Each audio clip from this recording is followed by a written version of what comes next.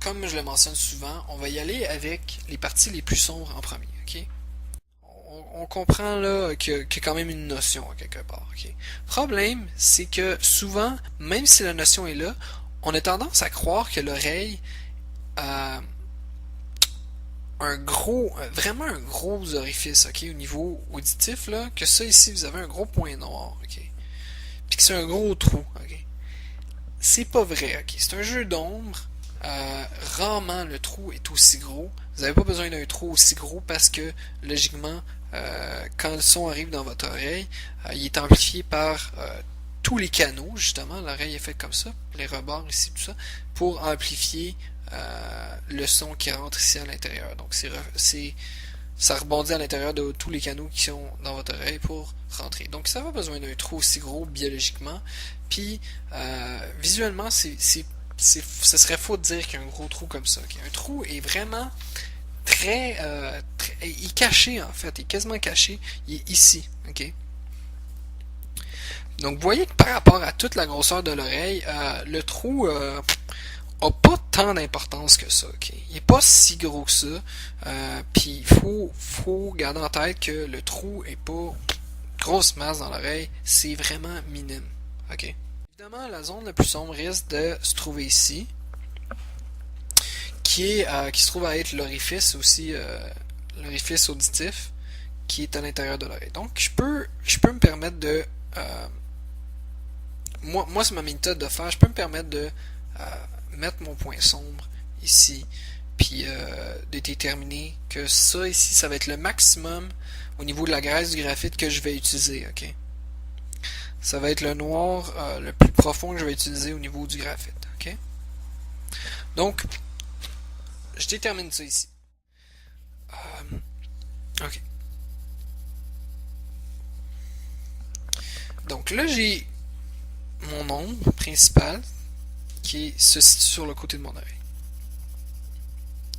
Ce que j'ai ici, ok, ça va être très subtil comme changement, mais écoutez, c'est tout dans la subtilité ici, fait que je vais pas vous cacher, ça va être un peu plus théorique que les autres. Ici, vous avez un rehaut lumière qui parfois va avoir tendance à diminuer ici à l'intérieur de la courbe, à cause de la bosse qu'il peut avoir, à cause de l'angle dans lequel on trouve l'oreille. Donc, si jamais vous voulez rajouter un petit peu d'ombre ici, c'est pas impossible. Encore là, comme je l'ai dit, une oreille, c'est une oreille générale. Il y a tellement de façons de faire une oreille que comment ça vous dire que c'est la seule façon, ce serait de vous mentir. Puis, je suis pas un menteur, fait que je vais vous dire ce qui est vrai. Ce qui est vrai, c'est que vous allez avoir ces formes-là, mais peut-être pas dans les mêmes proportions. On devrait s'en sortir pas si mal avec ça. Je vais rajouter un petit peu ici.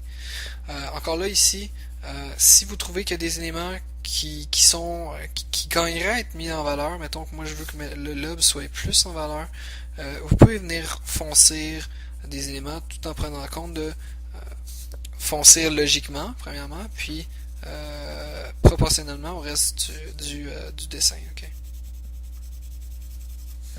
Donc, là vous avez votre oreille, vous avez des ondes d'ombre, essayez d'atténuer aussi le plus possible, hein, si vous avez des lignes comme ça qui n'ont pas rapport. Moi je trouve que ça c'est trop concret pour la ligne ici, donc je vais venir la refaire un peu et la fondre avec le reste comme du mot. L'ensemble du dessin. Ici, je vais essayer d'atténuer ce que je viens de faire ici. Ok. On rend compte que ça c'est. Okay. Vous voyez qu'on peut corriger quand même plusieurs choses aussi avec la gomme de pain. C'est le moment magique, il y a tellement de monde qui aime ça, l'estompe. Quand je fais aller l'estompe, là c'est le party. Ok. Bon, vous voyez où est-ce que je m'en vais avec ça. Vous voyez, on a vu la différence avec